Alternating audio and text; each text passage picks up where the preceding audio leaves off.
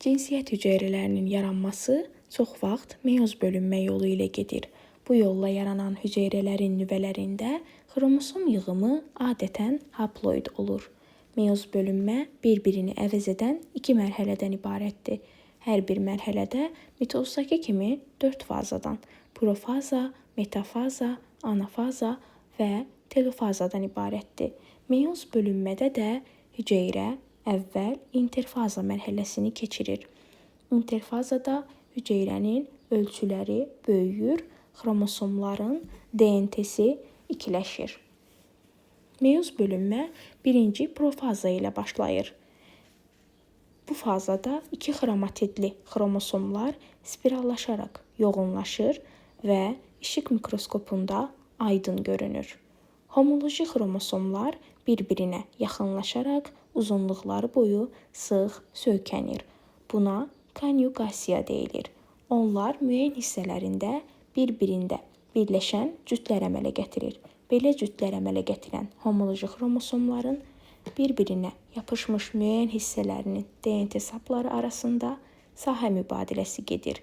Nəticədə homoloji xromosom cütlərinin hər birində yeni gen kombinasiyaları yaranır.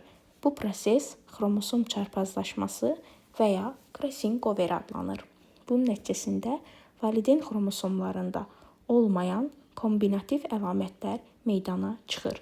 Birinci metafazada xromosom cütləri hüceyrənin mərkəzində ekvatorunda yerləşir və bir xromosoma bir qütübdən vətər gəlib birləşmiş olur.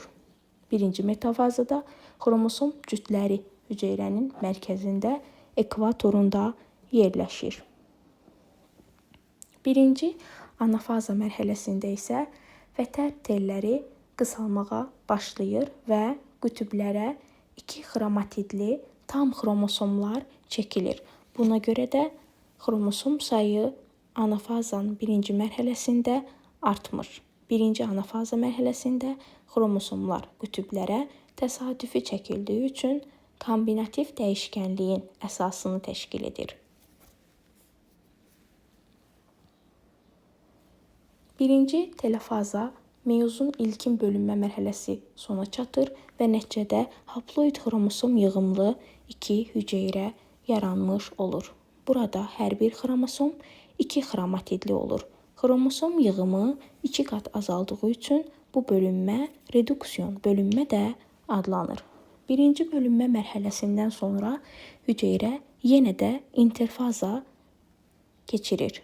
Bu mərhələdə DNT ikiləşmir və bu mərhələ çox qısa vaxt ərzində baş verir.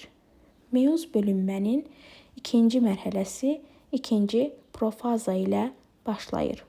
Birinci telofazada yaranan qız hüceyrələr mitozun profazasındakı kimi dəyişmələrə məruz qalır. Onlarda da profazanın sonunda nüvə pərdəsi itir, nüvəcik itir və bölünmə vətərləri yaranmağa başlayır. İkinci metafazada da xromosomlar hüceyrənin ekvatoru boyunca düzülür. İkinci metafazada da xromosomlar hüceyrənin ekvatoru boyunca düzülür. İkinci anafazada mitozdakı kimi hər iki qız hüceyrənin qütüblərinə xromatidlər çəkilir. Bu səbəbdən ikinci anafazada xromosom yığımı 2 dəfə artmış olur.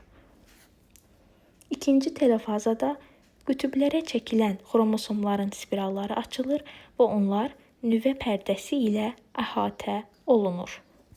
Nüvəcik əmələ gəlir. Sonra hüceyrələrin sitoplazmaları da bölünür və nəticədə xromosom yığımı haploid olan 4 ədəd qız hüceyrə yaranır ki, bunlardan da cinsiyyət hüceyrələri formalaşır.